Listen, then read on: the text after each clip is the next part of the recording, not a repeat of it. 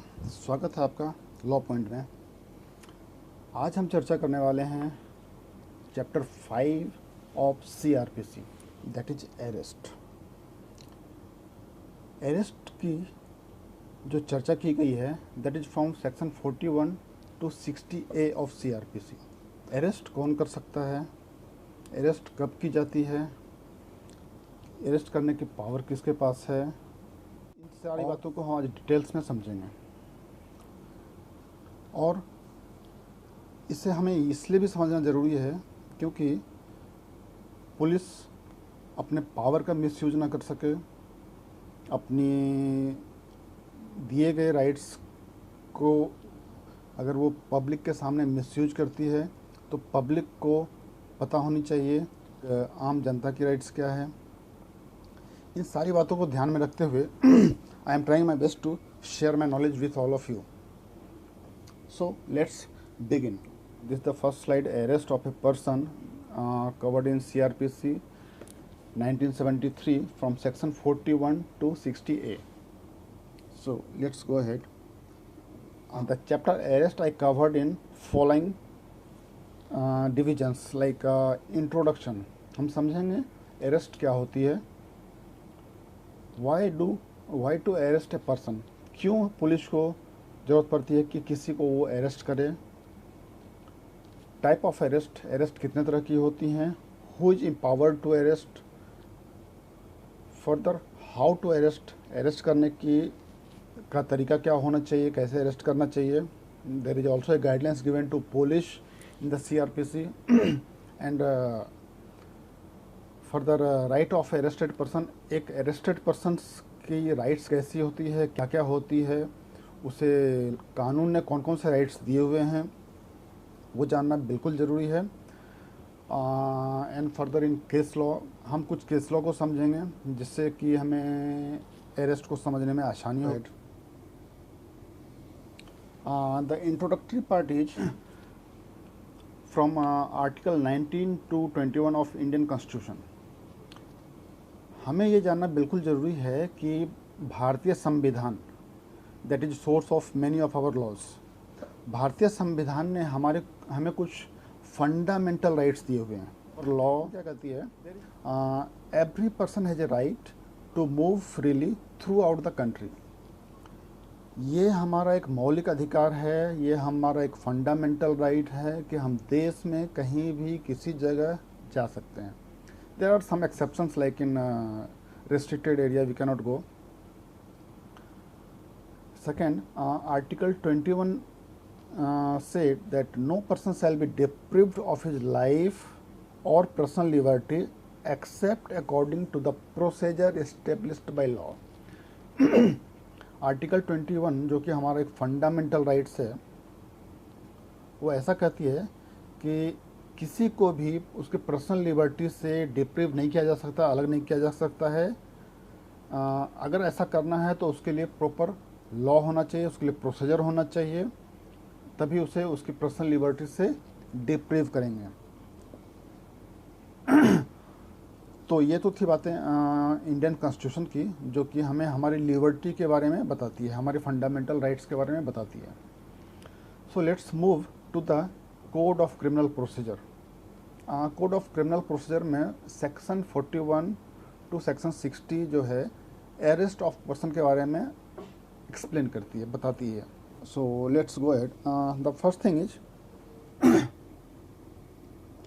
Meaning of arrest. ये बातें हमें बिल्कुल भी जाननी चाहिए।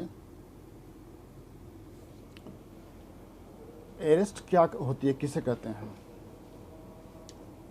The term arrest is not defined in IPC as well as in CrPC. जैसा कि मैंने स्लाइड में लिखा है कि अरेस्ट टर्म को ना तो सीआरपीसी में डिफाइन किया गया है ना तो आईपीसी में डिफाइन किया गया है। But general meaning arrived by various landmark cases like is the deprivation of personal liberty by way of confinement is arrest. जब हमारे पर्सनल लिबर्टी को डिप्रीव किया जाता है, जब रोका जाता है, कन्फाइनमेंट किया जाता है लॉफुली, उसे ही हम अरेस्ट करते हैं। बहुत सारे सुप्रीम कोर्ट और हाई कोर्ट के ऐसे केस लॉज हैं जो कि अरेस्ट की मीनिंग को क्लियर करती है। तो कुछ केस लॉ को हम नीचे समझेंगे, जैसे for example in case law of R Chari versus state of Uttar Pradesh. इस केस में कोर्ट ने अरेस्ट की जो मीनिंग डेराइव की है, उसमें ऐसा कहा गया, the act of being lawfully taken into custody to be formally charged with a crime is arrest. इसमें ऐसा कहा गया है कि अगर कोई आदमी, कोई इंसान कुछ क्राइम करता है और उसे लॉफुली कस्टडी में लिया जाता है, उसे ही हम अरेस्ट कहेंगे। एक और भी केस लॉ हम लेंगे,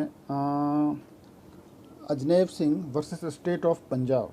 इस केस में जो अरेस्ट की मीनिंग डेराइव की गई है वो ऐसा है कि physical restrainment put upon an person in the process of recovering and taking that person into legal custody with or without any allegation or accusation of an actual or suspected commission of crime। अगर किसी इंसान को किसी suspect के आधार पे या किसी allegation के आधार पे, किसी कंप्लेंट के आधार पे अगर उसे लॉफुली लीगल कस्टडी में लिया जाता है, उसे ही हम अरेस्ट कहेंगे। ऐसा इस केस लॉ में परिभाषित किया गया है। So I hope the meaning of arrest will be clear to all of you students. So let's go into the next heading. Why to arrest? Why a person is required to arrest? This is a question. Simple, that arrest is made by police with a belief that the suspect has committed or is committing or is about to commit a crime कर सकती है। इसके अलावा भी कुछ regions मैंने record किए हुए नीचे।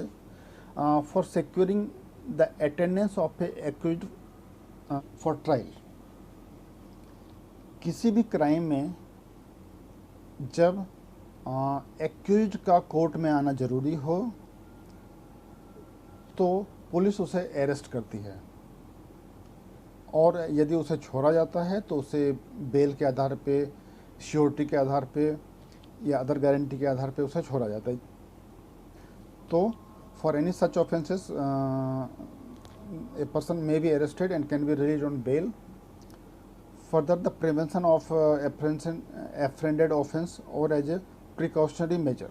जैसा मैंने पहले कहा कि कोई भी क्राइम होने के पहले अगर पुलिस को लगती है कि किसी इंसान के द्वारा कोई क्राइम हो सकता है तो एज ए प्रिकॉशनरी मेजर उसे अरेस्ट किया जा सकता है। Third, for obtaining correct name and address of a person. Section 42 में इस बात की चर्चा की गई है, पुलिस जब आपको आपके बारे में पूछे तो आपको बिल्कुल भी आपका नाम और एड्रेस बताना चाहिए। Otherwise if you will hide the detail it may be A ground of arrest. And fourthly, for putting any obstruction in the duty of the police officer. अगर पुलिस ऑफिसर अपनी ड्यूटी परफॉर्म कर रही है तो उसकी duty में आप रुकावट ना डालें, अन्यथा he may arrest you on that ground of obstruction. For retaking or a personal escape from custody. कोई ऐसा एक्यूज्ड जो कस्टडी से भाग गया है उसे पूरी पुलिस अरेस्ट कर सकती है। तो ये सारे ग्राउंड्स हैं जिस आधार पर पुलिस किसी भी इंसान को अरेस्ट कर सकती है। Next, type of arrest. Yes, this is very important to understand how many types of arrest are there. Section 41 is talking about arrest without warrant. First of all, I will tell you there are mainly two types of arrest. One is with warrant or another is without warrant. With warrant की जो तब होती है जब एक police को non cognizable cases में magistrate से परमिशन लेनी होती है, और विदाउट वारंट पुलिस तब अरेस्ट कर लेती है जब कॉग्निजेबल केसेस हुए हों और ऐसे ऑफेंस हैं जिसमें पनिशमेंट 3 इयर्स और मोर का प्रावधान है। कॉग्निजेबल और नॉन कॉग्निजेबल ऑफेंस का definition you will get in section 2 of 2C of CRPC। and there is schedule at the end of the CRPC where the classification has been mentioned, which one is cognizable offense and which one is non-cognizable offense. Okay, so we'll come on the point. There are ideally two kind of arrest. One is without warrant and next is with warrant. तो section 41 talks about arrest without warrant. Police कब आपको बिना warrant का arrest कर सकती है. तो इसमें पहला पॉइंट ऐसा है, when offence is cognizable, section 2C is talking about cognizable offence and police satisfy the condition of 41B2. Okay, 41 section जो है ऐसा कहती है कि पुलिस आपको बिना वारंट के अरेस्ट कर सकती है अगर आपने कोई कॉग्निजेबल ऑफेंस किए हों. और इसके 41(2)B में कुछ कंडीशंस दिए गए हैं जो कि पुलिस को सेटिस्फाई करने होते हैं. अगर पुलिस को लगता है कि अरेस्ट करना चाहिए क्योंकि जो एक्यूज्ड है वो किसी एविडेंस को छुपा सकता है, नुकसान कर सकता है, या कोई वो फर्दर कोई दूसरा इंसिडेंट कर सकता है या क्राइम कर सकता है, तो पुलिस उसे अरेस्ट कर लेगी. सेकंड कंडीशन है, if offence is committed in presence of police officer. अगर कोई ऑफेंस पुलिस ऑफिसर के सामने हो रहा हो तो पुलिस उसे बिना वारंट के अरेस्ट कर लेगी. Next is when a credible information or reasonable suspicion is there verified by police and there is reason to believe. जब कोई कॉग्निजेबल ऑफेंस होने की सूचना पुलिस के पास आती है या कोई इंफॉर्मेशन उसके पास आती है और पुलिस उसे वेरीफाई करता है कि yes there is possibility and to control that crime, मुझे अरेस्ट करना चाहिए, उस कंडीशन में पुलिस अरेस्ट कर लेती है. उस समय उसे किसी वारंट की ज़रूरत नहीं होती है. Next is convicted person breaks the rule on release. जब किसी कन्विक्टेड पर्सन को बेल के आधार पे तो भी उसे और वो बाहर आके दोबारा कुछ क्राइम कर डाले तो भी उसे अरेस्ट करने का अधिकार पुलिस के पास है बिना किसी वारंट के. सेक्शन 70 दूसरे टाइप के अरेस्ट की बात करती है जहाँ पे अरेस्ट में वारंट की ज़रूरत होती है. अरेस्ट में वारंट की ज़रूरत तब होती है जब छोटे मोटे क्राइम हो, वो नॉन कॉग्निजेबल ऑफेंस हो और उसका कंप्लेन मजिस्ट्रेट के पास हो और मजिस्ट्रेट के डायरेक्शन पे पुलिस के पास ऑर्डर आती है कि आप जाके उसको एक्यूज्ड को अरेस्ट कर सकते हैं. उस आधार पे ही पुलिस अरेस्ट करती है. तो मैं इस सेक्शंस को पढ़ूंगा. In case of non cognizable offences police officer has no authority of arrest without a warrant from the magistrate. The police needs to take order from magistrate under section 155(2) of CRPC. जी हाँ, non cognizable offences में police officer को magistrate के permission की ज़रूरत पड़ती है जो कि CRPC के सेक्शन 155(2) के तहत उसे लेना होता है. Section 41A notice of appearance before police officer. ये एक अमेंडमेंट आया था ईयर 2008 में. इसमें ऐसा कहा गया है कि I will read the section first.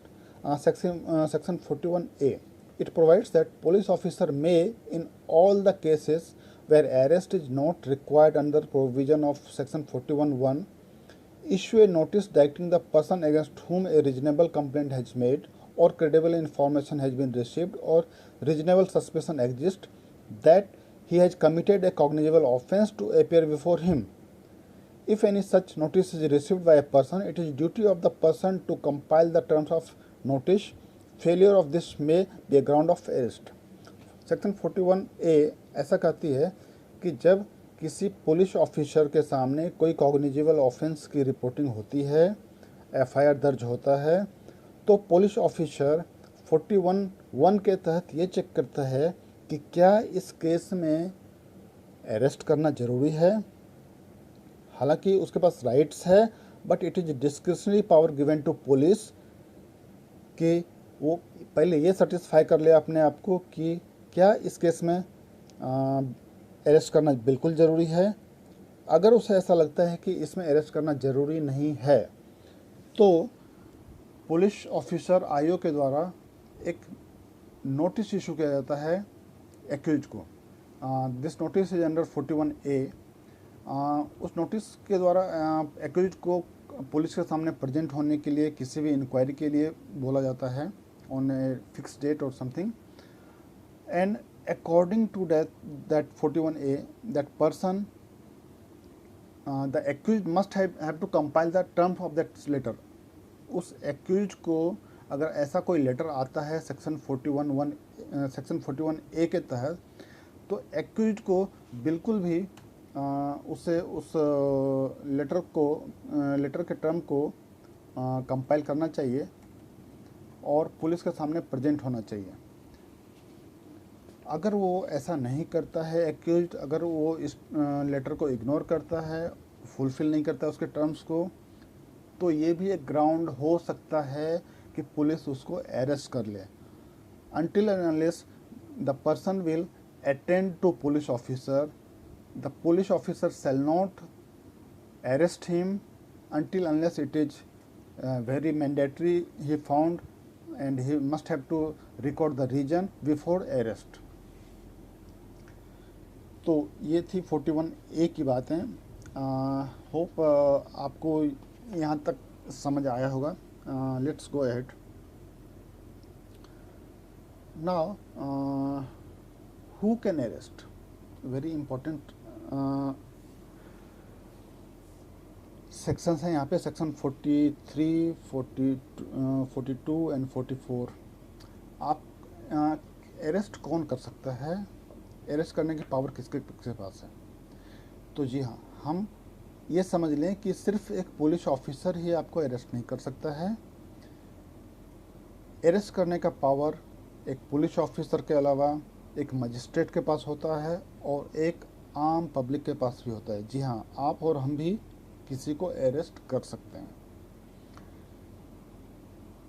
Section 41(1) में हमने ऑलरेडी समझ लिया है कि एक पुलिस के पास पावर होती है कि वो कब विथ और विदाउट वारंट के साथ किसी को अरेस्ट कर सकता है। सेक्शन 43 कहती है कि एक प्राइवेट पर्सन भी किसी को अरेस्ट कर सकता है। जी हाँ, अगर उसके सामने कोई कॉग्निजेबल ऑफेंस हुए हैं तो भी उसके पास एक राइट्स है अंडर सेक्शन 43 ऑफ CRPC कि वो एक्यूज्ड को अरेस्ट कर सकता है। जी हाँ, आपने बिल्कुल सही समझा, सुना कि एक आम इंसान भी किसी को अरेस्ट कर सकता है अगर उसके सामने कोई कॉग्निजेबल ऑफेंस हुए हैं। लेकिन इसमें हमें थोड़ी सी बारीकियों का ध्यान रखना पड़ेगा। After arrest the person has to take that accuse directly to the police station. जिसने किसी एक्यूज को अरेस्ट किया है उसे एक्यूज को लेकर सीधा पुलिस स्टेशन ही जाना होगा। अगर उसने कहीं पे उसे बांधा, उसे रखा, उसे कहीं कन्फाइनमेंट किया, तो ये एक क्राइम होगा उस प्राइवेट पर्सन के सामने under section 312 of IPC। If arrest in wrong way it will considered a wrongful confinement under section 342 of IPC। And next, a magistrate can also arrest under section 44 of CRPC। एक magistrate को भी power होती है कि वो किसी भी इंसान को अरेस्ट कर ले या वो किसी को अरेस्ट करने का डायरेक्शन दे उसके सामने, अगर कोई घटना उसके सामने हो रही हो तो। बट अब हम समझेंगे एक दो केस लॉ को जो कि अरेस्ट के बारे में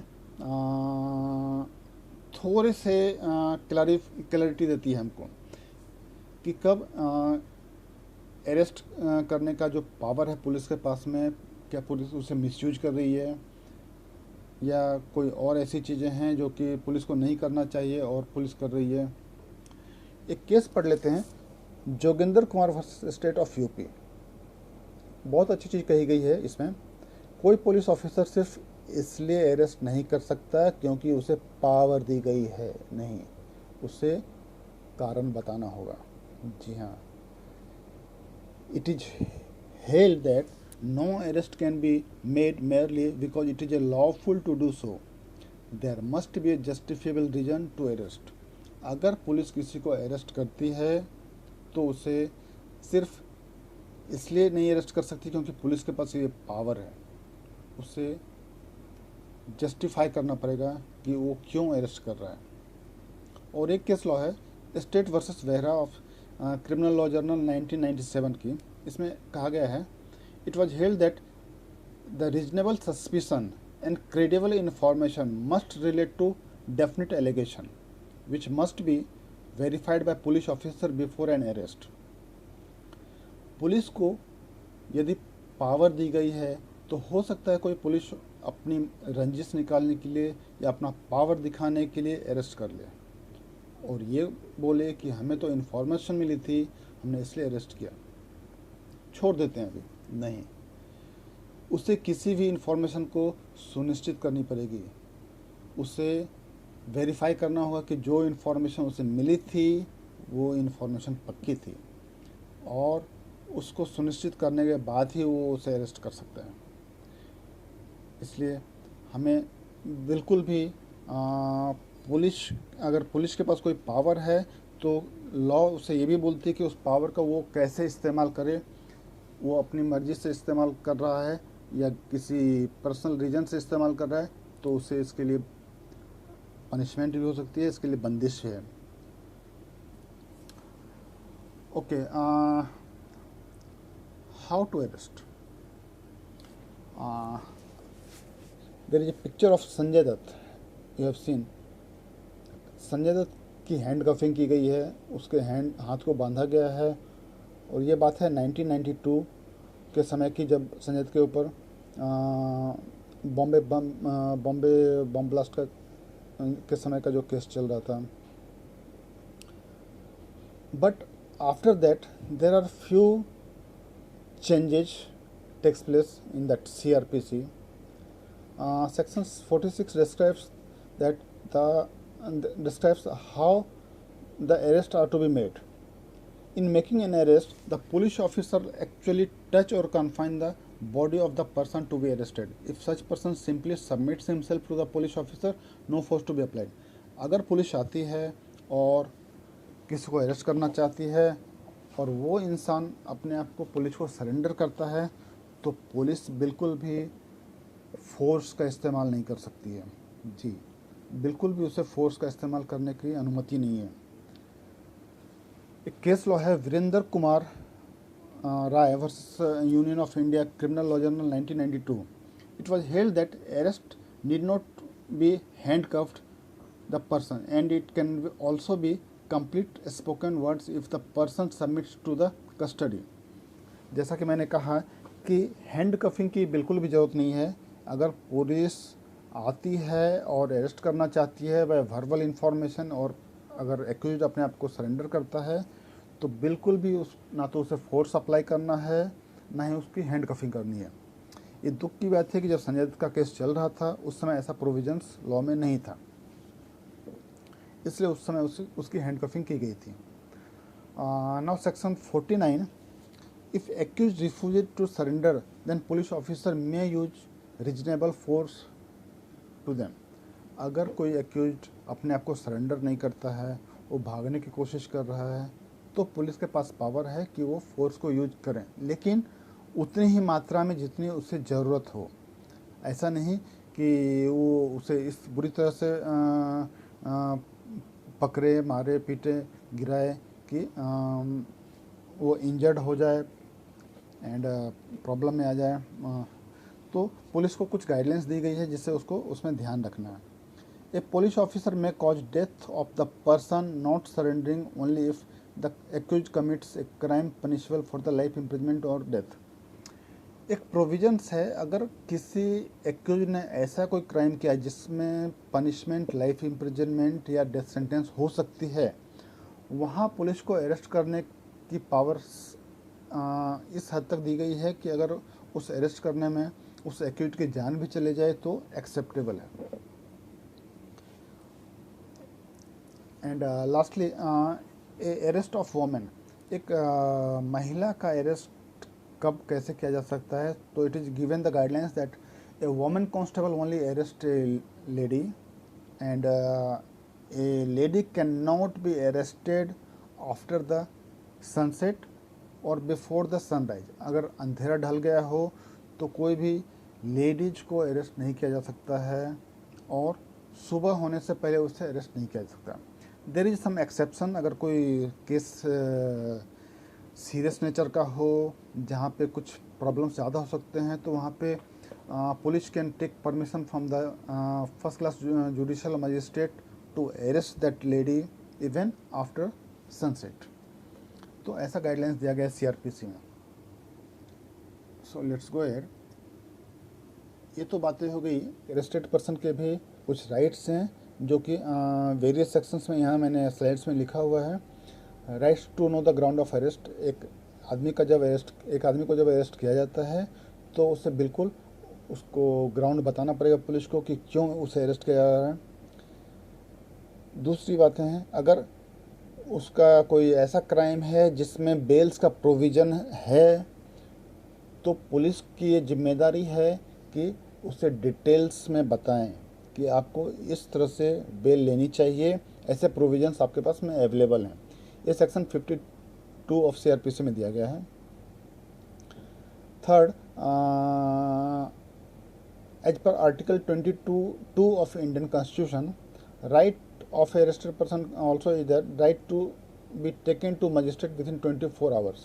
किसी इंसान को अगर अरेस्ट किया जा रहा है तो अरेस्ट करने के विथिन 24 आवर उसे मैजिस्ट्रेट के पास प्रेजेंट करने की ड्यूटी पुलिस की होती है। इसमें थोड़े से एक्सेप्शंस हैं कि अगर पुलिस एक्यूज को कहीं दूर से लेके आ रहा है, ट्रैवल टाइम उसमें इंक्लूड है, तो that time will be deducted. उसे पुलिस स्टेशन में लाने के बाद में विथिन 24 आवर उसे कोर्ट्स में प्रेजेंट करना होगा। आर्टिकल 21(1) ये बोलती है कि एक एक्यूज को उसके लीगल कंसल्टेंट से कंसल्ट करने की आज़ादी है, उसके पास राइट्स हैं। सेक्शन 304 के अनुसार एक एक्यूज को फ्री लीगल एड का राइट्स है कि उसे उसका मेडिकल कराया जाए, उसको हर तरह से चेक कर लिया जाए कि उसे कहाँ चोट है या और कुछ प्रॉब्लम है। पहले बहुत बार ऐसा होता था कि एक्यूज को अरेस्ट करने के बाद में पुलिस इतना मारती थी कि वो काफ़ी बुरी तरह से जख्मी हो जाता था और पुलिस बोलती थी कि ये तो जख्म पहले से लगे हुए हैं। इसलिए अरेस्ट के तुरंत बाद एक एक्यूज का ये राइट्स है कि उसे फ्री मेडिकल चेकअप किया जाए उसका। नेक्स्ट है कि right to inform about arrest to his relative, उसके रिलेटिव्स को इन्फॉर्म करना चाहिए। Right to be examined by medical practitioner, ये जो मैंने आपको पहले ही बताया कि कुछ इम्पोर्टेंट केस लॉ पढ़ेंगे जिससे कि अरेस्ट की बारीकियों को थोड़ा सा आसानी होगी हमें और भी समझने की। एक केस था DK Basu versus state of Bengal, AIR 1997, Supreme Court of India. इसमें ऐसा कहा गया था, it is held that while arresting the police officer making arrest should have his name and designation on his batch.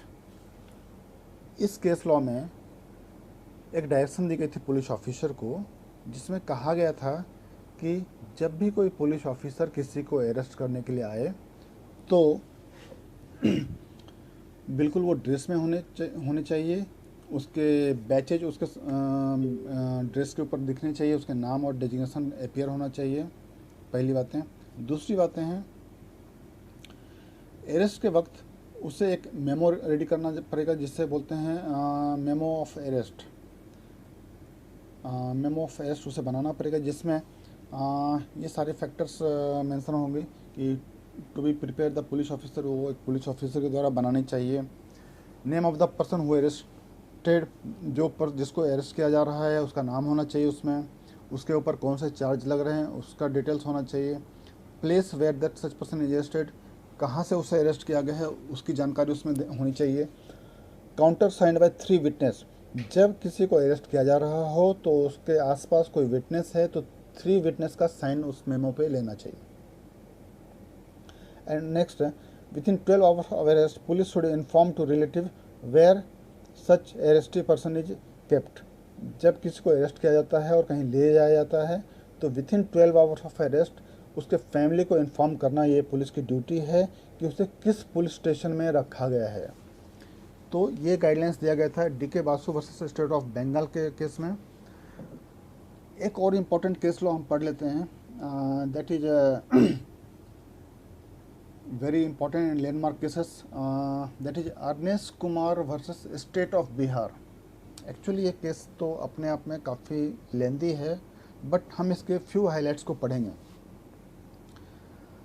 Actually इस case में Arnesh Kumar versus state of Bihar के case में supreme court ने कुछ गाइडलाइंस दिए थे अरेस्ट के ऊपर।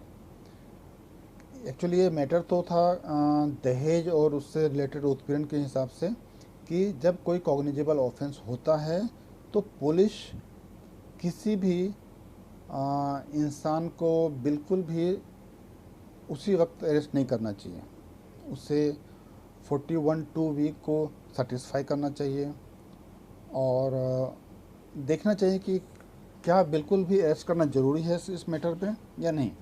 तो 498 वाले जो भी मैटर आते हैं वो दहेज उत्पीड़न के सारे मैटर्स, उसमें तो क्लियर गाइडलाइंस दिया गया है सुप्रीम कोर्ट के द्वारा कि किसी भी एक्यूज को उसी दिन उसी समय अरेस्ट नहीं करना है, उसको वेरीफाई करना है, समझना है और उसके बाद ही करना है।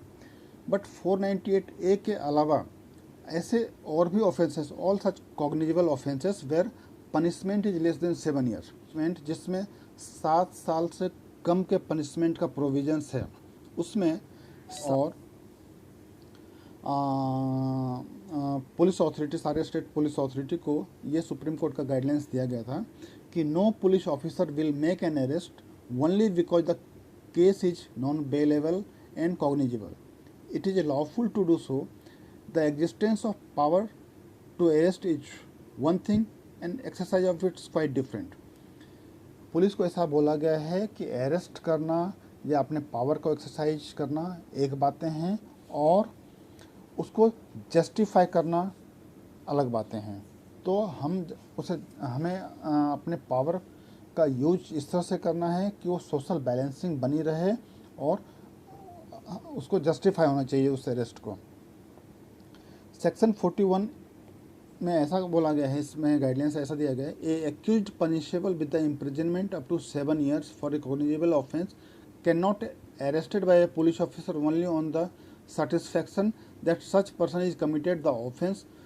Before an arrest he must further satisfy himself for section 41(b)(2)।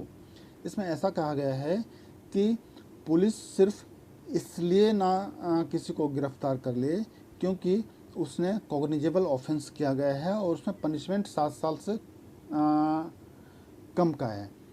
उसे अरेस्ट करने के पहले सेक्शन 41(b)(2) को सेटिस्फाई करना चाहिए। 41(b)(2) में वो सारे कंडीशंस दिए गए हैं कि क्या कोई एक्यूज्ड कोई दूसरा क्राइम कर सकता है, क्या वो किसी एविडेंस को मिटा सकता है या किसी और तरह का रिस्क है कि वो कंट्री से बाहर भाग जाए। तो अगर इस तरह की कोई बातें हैं तो ही उसे अरेस्ट करेगा, लेकिन उसे अरेस्ट करने के पहले उसे रीजन रिकॉर्ड्स करना पड़ेगा और अगर वो अरेस्ट ना कर रहा है तो भी उसे रीजन रिकॉर्ड करना पड़ेगा। सेक्शन लाइन 3 में ऑलरेडी मैंने मेंशन किया है, IO has to record the reason for arrest और non arrest of the person. Okay, the next line is there should be a balance between individual liberty and social order when the police exercising the power of arrest. What I said is police must have to satisfy all the angles of before arresting of a person, because ऐसा ना हो कि हर case में वो arrest करता जाए तो और बाद में पता चले कि अरेस्ट करनी उतनी मैंडेटरी थी नहीं, but because the power is given, he is arrested. Then point number 5 is, if a police officer fails to compile the aforesaid guidelines of Supreme Court, then it will be considered as a contempt of court and departmental inquiry and punishment may given to policeman. And if magistrate fails, a departmental inquiry may proceed against him. अगर किसी वक्त कभी भी ऐसा प्रतीत होता है किसी केस में कि एक पुलिस ऑफिसर ने किसी को अरेस्ट किया है और ऊपर के गाइडलाइंस को इग्नोर किया गया है सुप्रीम कोर्ट के, तो उसे कंटेम्प्ट ऑफ कोर्ट माना जाएगा। एक पुलिस को इसके लिए डिपार्टमेंटल इंक्वायरी को फेस करना पड़ सकता है, उसे कंटेम्प्ट ऑफ कोर्ट के लिए उसे पनिशमेंट भी दिया जा सकता है। और इवन एक मजिस्ट्रेट की ये ड्यूटी है कि जब पुलिस किसी को अरेस्ट करके कोर्ट में लाता है तो मजिस्ट्रेट की भी ड्यूटी है कि वो सारे कंडीशंस को फुलफ़िल करें before taking the matter into trial. तो ये जो लैंडमार्क केसेस है Arnesh Kumar versus state of Bihar, ये काफ़ी इम्पोर्टेंट है, जिसमें अरेस्ट के ऊपर गाइडलाइंस दिए गए हैं सारे स्टेट पुलिस अथॉरिटी को। So with that case law मैं अपने सेशन को कंक्लूड करता हूँ।